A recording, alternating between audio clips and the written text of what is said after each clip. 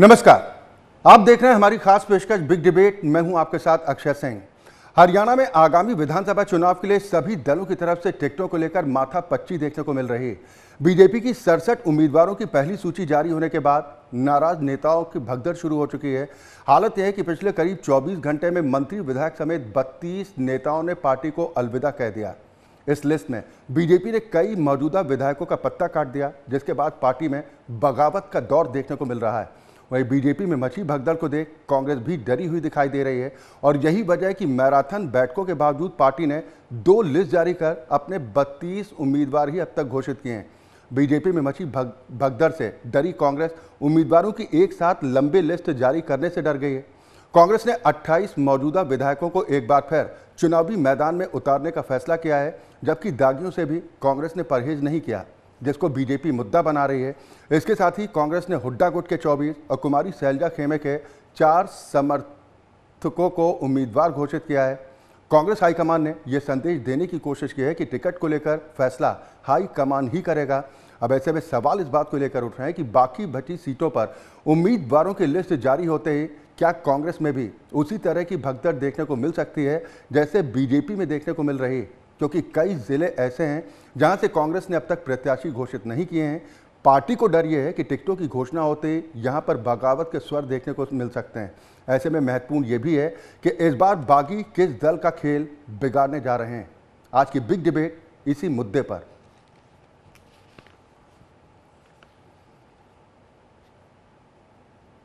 हरियाणा में आगामी विधानसभा चुनाव की तिथियां धीरे धीरे नजदीक आती जा रही हैं। ऐसे में सभी दलों की तरफ से जोर इस बात को लेकर है कि जिताऊ उम्मीदवारों की लिस्ट जल्द से जल्द जारी की जाए, लेकिन टिकटों पर टकराव देखने को मिल रहा है। खासतौर पर भारतीय जनता पार्टी की बात करें तो पहली लिस्ट में 67 उम्मीदवारों की घोषणा की गई, जिसके बाद एक के बाद एक नेताओं के पार्टी को अलविदा कहने की झड़ी लगनी शुरू हो चुकी। मंत्री से लेकर विधायक तक कुल 32 नेता पिछले 24 घंटे में बीजेपी को अलविदा कह चुके हैं और बीजेपी में मची इस भगदड़ से कांग्रेस में भी डर देखने को मिल रहा है। हालांकि कांग्रेस की तरफ से कहा जा रहा है कि हमारे यहाँ पर स्थिति इस तरह की नहीं है, सोच विचार कर रजामंदी के साथ टिकटों को फाइनल किया जा रहा है। कांग्रेस हाईकमान की तरफ से इस बात को लेकर भी कोशिश की जा रही है कि जिस तरीके की भगदड़ बीजेपी में है, कहीं इस तरह की भगदड़ कांग्रेस में ना हो। इसको लेकर फूक कर कदम रखने की कोशिश की जा रही है और यही वजह है कि मैराथन बैठकों के बाद कई दिनों तक स्क्रीनिंग कमेटी की बैठक चली, सीसी की बैठक हुई, लेकिन उम्मीदवारों के नामों को लेकर मंथन का दौर तो चलता रहा, लेकिन काफ़ी जद्दोजहद के बाद अब तक सिर्फ 2 लिस्ट सामने आई हैं। जैसे पहली लिस्ट में 31 नाम जारी किए गए थे, जबकि उसके कुछ ही देर बाद एक उम्मीदवार के नाम का ऐलान और किया गया। यानी ये कहा जाए कि 2 लिस्ट कांग्रेस ने जारी कर 32 उम्मीदवारों को चुनावी मैदान में उतार दिया है। इन 32 में से 28 उम्मीदवार ऐसे हैं जो मौजूदा विधायक हैं, यानी कांग्रेस ने विधायकों की टिकट काटने से परहेज किया है। उधर बीजेपी की तरफ से आरोप ये लगाए जा रहे हैं कि कांग्रेस दागियों पर दांव लगा रही है। ऐसे लोगों पर जिन पर संगीन केस दर्ज हैं, ऐसे लोगों को भी चुनावी मैदान में कांग्रेस उतार रही। सवाल इस बात को लेकर उठ रहा है कि बागी इस बार कितनी चुनौती बन सकते हैं किसी भी दल के लिए। इसी पर चर्चा करेंगे। सभी खास मेहमान हमारे साथ जुड़ चुके हैं। सबसे पहले अपने दर्शकों की मुलाकात अपने आज के सभी सम्मानित मेहमानों से। मेरे साथ विजेंद्र नेहरा साहब हैं, आप प्रवक्ता भारतीय जनता पार्टी हैं। कांग्रेस का प्रतिनिधित्व करने के लिए संजय कुमार साहब हमारे साथ इस कार्यक्रम में शामिल हैं, आप प्रवक्ता हैं कांग्रेस पार्टी के। और राजनीतिक विश्लेषक नागेंद्र परमार साहब हमारे साथ इस कार्यक्रम में शामिल है। बहुत स्वागत है आप सभी का।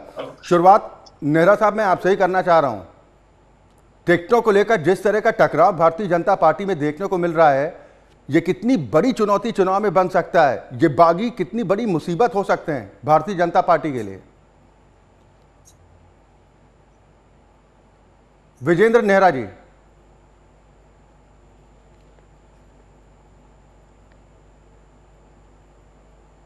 नेहरा साहब आवाज मिल पा रही है आपको? चले, शायद उन तक आवाज नहीं पहुंच पा रही है। संजय कुमार जी भी हमारे साथ जुड़े हुए हैं। संजय जी, भारतीय जनता पार्टी ने जो हिम्मत दिखाई, उम्मीदवारों की पहली लिस्ट जिसमें 67 उम्मीदवारों के नाम घोषित किए गए और जिस तरह से बगावत देखने को मिल रही है भारतीय जनता पार्टी में, क्या उससे डर गई है कांग्रेस कि फूक कर कदम रख रहे हैं, एक साथ लंबी लिस्ट जारी करने से परहेज किया जा रहा है? देखिए, डरने वाली कोई जो है, मुझे तो ऐसी कोई बात लग नहीं रही है। दूसरी बात है, जहां तक बीजेपी में भगदड़ की बात है, उसका कारण आप एक तो हरियाणा की जनता को समझ लीजिए। हरियाणा की जनता और आ वहां रही है के आवाज आपको? और हाँ वहां हाँ, के आ रही जो, है। अक्षय जी, अक्षय जी, हाँ। ठीक है, जी ठीक। जी, संजय कुमार जी ओके अपनी ओके। आवाज अपनी बात पूरी कीजिए। जी जी जी। तो हरियाणा की जो जनता है और जहां जो यहाँ के पॉलिटिशियन है, वो बहुत समझदार है। वो उसके साथ जाना चाहेंगे जो जीत रही पार्टी है, उसके साथ जाना चाहेंगे, क्योंकि उनको एमएलए का टिकट मिले ना मिले, हर कोई एस्पिरेंट है, उनकी इच्छा है और उनको लड़ने का अधिकार भी है। लेकिन वो अच्छी तरह जानते हैं कि यदि वो कांग्रेस के साथ रहे और कांग्रेस अगर जीती, तो उनका जो है कुछ ना कुछ जो पॉलिटिकल पर्पस है, जो उनका पर्पस है, वो पूरा होगा। इसलिए कोई भी जो लोग है वो, और दूसरी बात ये, जो कांग्रेस में हमारा इस किस्म के छलांग मारने वाले लोग थे, वो सारे बीजेपी में आज की डेट में जा चुके हैं। तो कांग्रेस अभी तो दो बीजेपी ही की लिस्ट आज की सामने डेट आई में है एक सर, नहीं। संजय कुमार जी। अभी तो जी 32 उम्मीदवारों के नाम घोषित किए हैं। कई उन जिलों में अभी तक तो एक भी प्रत्याशी घोषित नहीं किया गया जहां पर कांग्रेस को बगावत का सबसे ज्यादा खतरा समझ में आ रहा है। देखिए, सबसे पहले मैंने पहले भी ये बात कही थी कि जितने भी हमारे सिटिंग एमएलए हैं, जी। उनको हम इग्नोर नहीं करेंगे, और करना बहुत मुश्किल भी है। हाँ हाँ। रीजन ये है कि जिन लोगों ने 2019 में, जबकि पुलवामा जैसी एक लहर थी और एक किस्म का नैरेटिव खड़ा किया गया था, जो लोग उस समय भी जीत कर आए, और जबकि आप देखिए उससे कुछ महीने पहले जो लोकसभा के चुनाव हुए थे, 10 की 10 सीटें भाजपा ने जीती थी। तो उस वक्त, उस जो कठिन समय में, जो कांग्रेस के लोग थे, जो कांग्रेस के कार्यकर्ता थे, जो कांग्रेस के उम्मीदवार थे, जो जीत के आए, उनको तो इग्नोर करना बिल्कुल मुश्किल था। रही बात दूसरी, जो आपने कहा कि जिन जगहों पर मतभेद है, या जिन जगहों पर कोई डिस्प्यूट हो सकता है, उसकी सी लिस्ट भी आपको आज का शाम तक नहीं तो कल तक आ जाएगी। और हाँ आप हाँ। देखेंगे कि वहां पर भी कोई जो है वो बगावत वाली बात चले, नहीं यानी होगी। आप कह रहे हैं कि कांग्रेस में सब कुछ ऑल इज वेल है, कांग्रेस में टिकटों को लेकर किसी तरह के टकराव की स्थिति नहीं है, और ऐसा आगे भी देखने को नहीं मिलेगा जब अगली लिस्ट सामने आएगी। मेरे साथ देखिए, बीजेपी प्रवक्ता एक बार फिर जुड़ गए हैं। नेहरा साहब, मेरी अगर आवाज आप तक पहुंच पा रही है तो ये जी जी जी। बागी कितना बड़ा संकट बन सकते हैं भारतीय जनता पार्टी के लिए इस चुनाव में? देखिए अक्षय जी, आपको आवाज आ रही है क्या मेरी? जी जी। आवाज आ रही है अक्षय जी? जी, अपनी बात पूरी कीजिए। जी जी। अक्षय जी, देखिए भारतीय जनता पार्टी ने एक भारी भरकम सूची, लगभग 70 नामों की सूची भारतीय जनता पार्टी ने सबसे पहले अपने प्रत्याशियों की घोषित कर दी।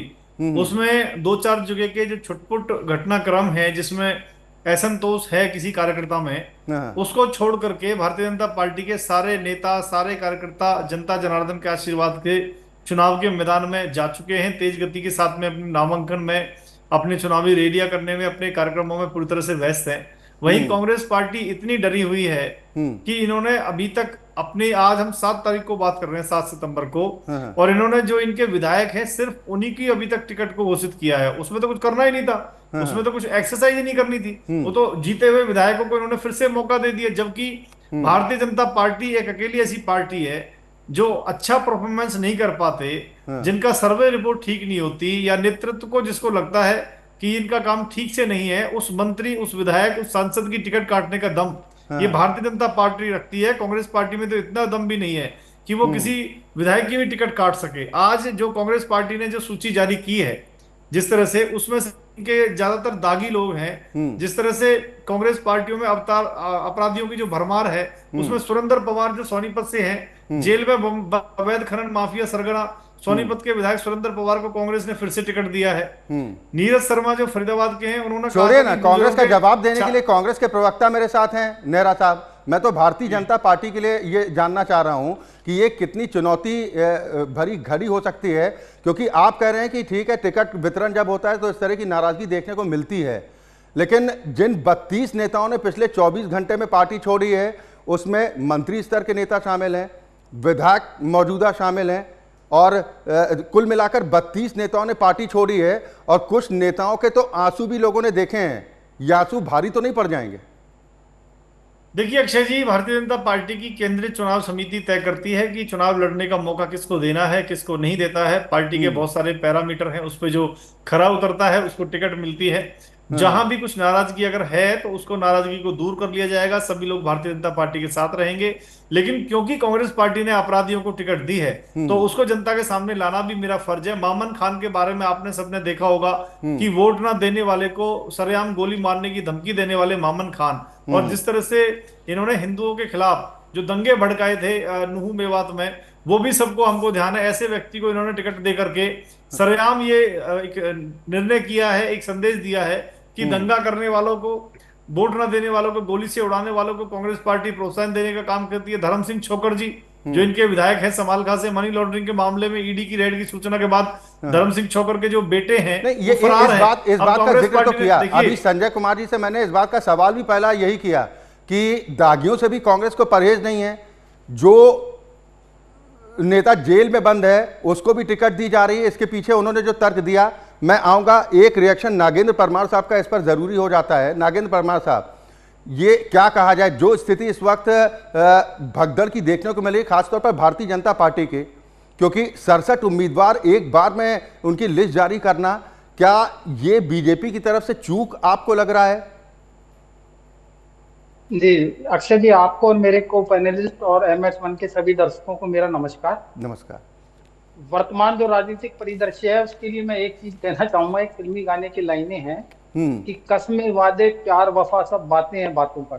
हम्म। राजनीति में अब राजनीति का जो वर्तमान परिदृश्य है हम्म। उसमें जो सुचिता है, सिद्धांत है, ये सारी जो बातें हैं करने के लिए, समर्पण की जो बातें हैं, वो बातें बहुत दूर जा चुकी हैं। हम्म। और हरियाणा में हमने भाजपा की पहली सूची आने पे ये देखा ही है। और जैसे ही कांग्रेस की पहली सूची आई तो उसमें भी बगावत के सुर आने शुरू हो गए। उससे पहले भी देखा कि शायद बरवाला की सीट को लेके AICC पे जिस तरह का प्रदर्शन हुआ, जबकि वहां की भी टिकट डिक्लेयर हुई नहीं है करने के लिए। एक राजनीतिक विश्लेषक और एक आम मतदाता के नाते मेरे दिमाग में एक सवाल जरूर आता है जी। कि कई बार विधायक और मंत्री बनने के बाद ऐसा क्या बच जाता है राजनीति में, ऐसा क्या करने की ख्वाहिश राजनेताओं की रह जाती है जो इस एक बार जब उन्हें टिकट नहीं मिल रही है तो वो हसरत उनकी पूरी नहीं हो रही।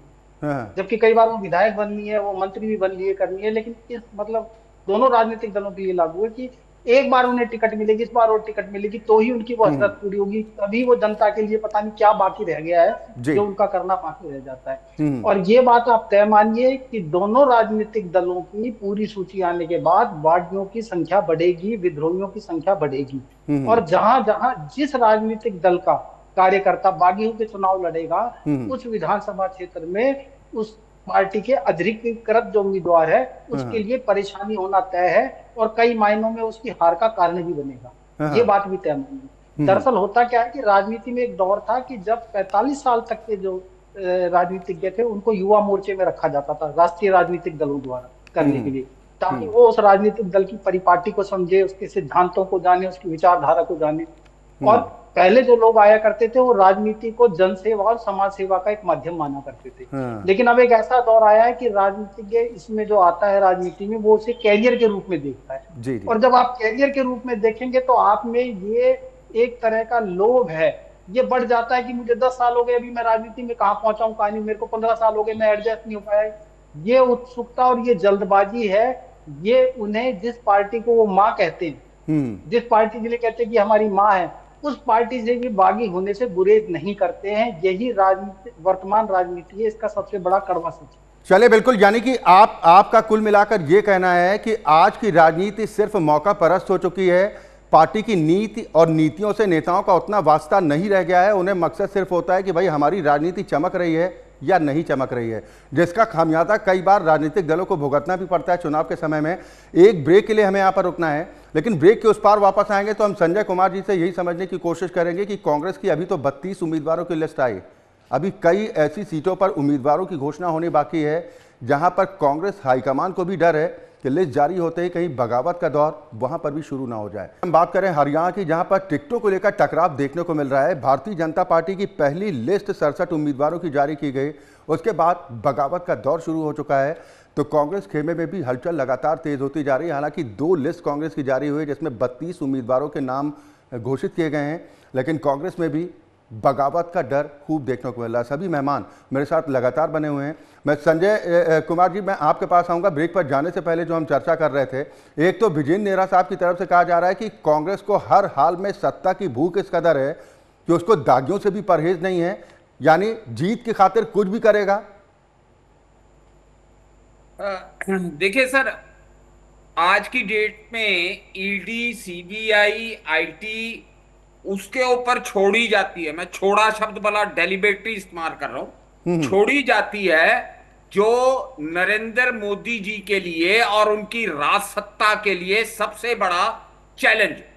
आप बताइए, 6 साल आपने सुधा भारद्वाज को जेल में रखा, 6 साल, और उसके बाद वो बरी हो गई।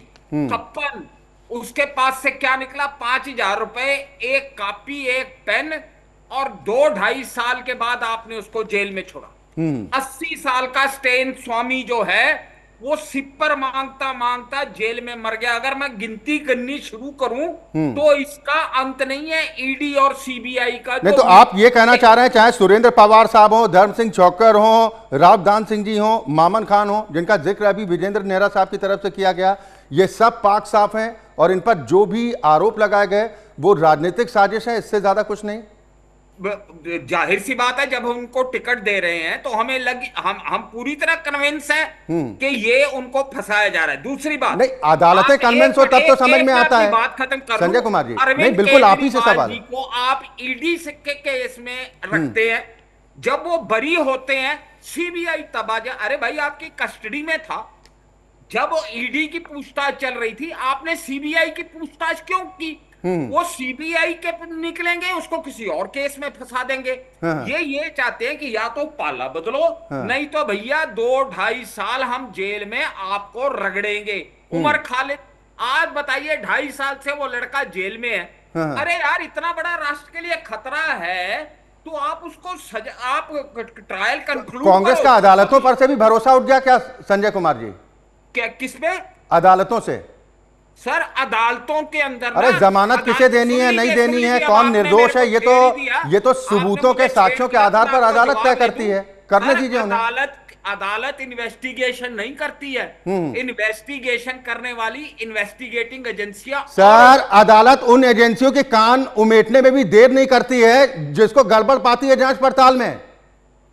सर, जांच पड़ताल जो है, जब ट्रायल आएगा तो देखा जाएगा। You are guilty till the trial is concluded. The moment trial is concluded you are prove to be innocent. ये ठीक, तो नेहरा साहब वो कह रहे हैं, उनका सीधा आरोप ये है कि ईडी, सीबीआई यानी कि जांच एजेंसियों का दुरुपयोग किया जा रहा है, डराने धमकाने की कोशिश की जाती है, और भारतीय जनता पार्टी अपने नेताओं पर ऐसी कार्रवाई करने से बचती है जिन पर गंभीर आरोप लगते हैं।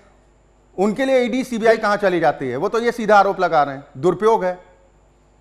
अक्षय जी, देखिए, भूपेंद्र सिंह हुड्डा जी से लेकर के तमाम जो कांग्रेस पार्टी के नेता हैं, इन पे बहुत पुराने मामले हैं, बहुत पुरानी छानबीन चल रही है, जांच चल रही है। ईडी ने भी हुड्डा साहब समेत इनके जो नेताओं की संपत्ति कुर्क की है, वो पुराना मामला है। और भूपेंद्र सिंह हुड्डा जी पर तो 100 से ज्यादा मामले चले हुए हैं। ये लोग अपने सरकार के समय किसानों को लूट के खसोट के इन्होंने खाया। सेक्शन 4 और 6 का नोटिस लगा करके किसान की जमीन को सस्ते में लेकर के बिल्डर को महंगे दामों पर बेचना, ये इनका काम था। इनके नेता कांग्रेस पार्टी के दलाली करने का काम करते थे, चाहे नौकरी के नाम पे हो, राजनीतिक साजिश, चाहे ट्रांसफर पोस्टिंग के नाम पे हो। क्या कह रहे हैं? वो कह रहे हैं कि राजनीतिक साजिश है। देखिए, जनता ने 10 साल से इनको देश में, हरियाणा प्रदेश में इसीलिए नकार दिया कि इन्होंने घोटाले किए, घोटालेबाज हैं। और आज देखिए, ये विपक्ष में है और विपक्ष में रहकर भी ये घोटाला करने में इतने माहिर है कांग्रेस पार्टी वाले कि इन्होंने टिकट आवेदन घोटाला कर दिया नया। मैं आपको ब्रेकिंग न्यूज दे रहा हूं, इन्होंने 90 विधानसभाओं में लगभग 3,000 के आसपास आवेदन लिए हैं और हर आवेदक से 20 से 30,000 रुपए लिए। करोड़ों रुपए का इन्होंने घोटाला किया। उसका जवाब दे कहां गए वो? अरे चलिए, ये तो बड़ा गंभीर आरोप आपने लगा दिया। संजय कुमार जी, क्या जवाब देंगे? वो तो कह रहे हैं टिकटों के नाम पर वसूली प्रक्रिया शुरू होगी। अक्षय जी, पूरी बात कह देता हूँ। देखिए, पहली बार किसी राजनीतिक पार्टी ने आवेदक के नाम पे पैसे लेने शुरू किए कैंडिडेट से जो इनके आवेदन ठीक करने नहीं, के करने आपने वाले। जो आरोप लगाया बेहद गंभीर है नेहरा साहब, उस पर जवाब तो बनता ही और ना दूसरा, संजय कुमार जी सुनिए, से। मैं एक बात और कंप्लीट कर दूं। अब ये गठबंधन कर रहे हैं, आप पार्टी को, सपा पार्टी को सीटें देंगे। जिन आवेदकों के वहां से इन्होंने पैसे ले रखे, एक एक विधानसभा से 20 से 30 आवेदन करता है। आज वो आवेदन करता रो रहे हैं कि हमसे आवेदन के नाम पे जो 20 से 30 हजार रुपए ले हैं, जब ये आप पार्टी को वहां पे सीट देंगे तो उन पैसों को लौटाएंगे क्या वापस? संजय कुमार जी क्या जवाब देंगे? ये आरोप तो बेहद गंभीर है सर। जो इस किस्म के अनर्गल आरोप है, अब ये मेरे बारे में भी कुछ कह सकते हैं कि मेरे घर में नहीं तो हुड्डा साहब की 800 करोड़ से ज्यादा की संपत्ति अटैच क्यों की गई? ये जो कोरी राजनीतिक जो है ना, मैं इसको अब शब्द भी क्या दूं, इनका कोई आधार नहीं है। आप आधार पर बात कीजिए, राजनीति के ऊपर। चलिए आधार की बात कर रहे थे, आपने आधार की बात कही संजय कुमार जी। आपने कहा भूपेंद्र सिंह हुड्डा ने कि 10 साल से आप ये क्या पैसे कर रहे कितने थे? पैसे नहीं बताइए, 10 साल से आप पैसे। पकौड़े तल रहे थे, अंदर करते हैं उनको। 10 साल सर, अगर आपके लॉ टीम वाले इतने नाकाबिल है ना, बना दीजिए मुझे एडवोकेट जनरल और मुझे दीजिए प्रोसिक्यूशन का लाभ। नहीं सर, आपको 6 ठीक है, महीने हम करोगे, टिकटों को लेकर आप बात कर रहे हैं, कितना भ्रष्टाचार सिखाइए? मुद्दा नहीं आपके है, पास लेकिन 10 ये विषय साल से हरियाणा में 10 साल महत्वपूर्ण आप थोड़े है। तलते इसको रहे। लेकर हम 10 संजय साल। कुमार जी निश्चित तौर पर एक दिन चर्चा करेंगे एक बड़े पैनल के साथ में, और भ्रष्टाचार पर हम चर्चा करेंगे।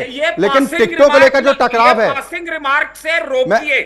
इस किस्म के पासिंग रिमार्क जो है ना हमारे नेताओं का, पहली लिस्ट में जो हेलीकॉप्टर लैंडिंग हुई है विनेश फोगाट के तौर पर, चिन्मयानंद के साथ खड़े।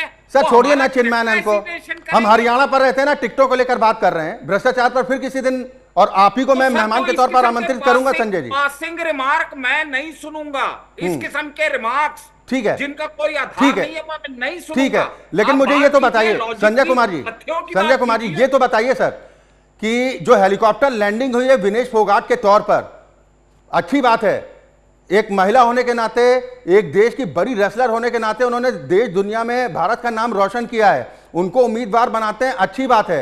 लेकिन वो कार्यकर्ता तो बेचारा मायूस हो जाएगा जो इस उम्मीद में था कि शायद इस बार उसका नंबर आ जाएगा।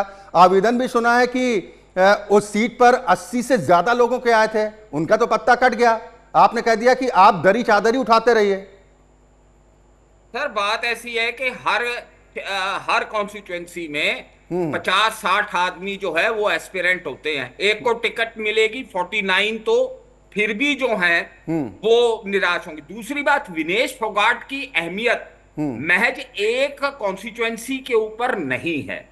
विनेश फोगाट की जो अब अगर वो आती हैं, वो चुनाव लड़ती हैं, तो सबसे सर अब तो अच्छी टिकट बात दे दी होगी आपने कि जुलाना से, सारे- अभी भी आपको अगर मगर लग रहा है।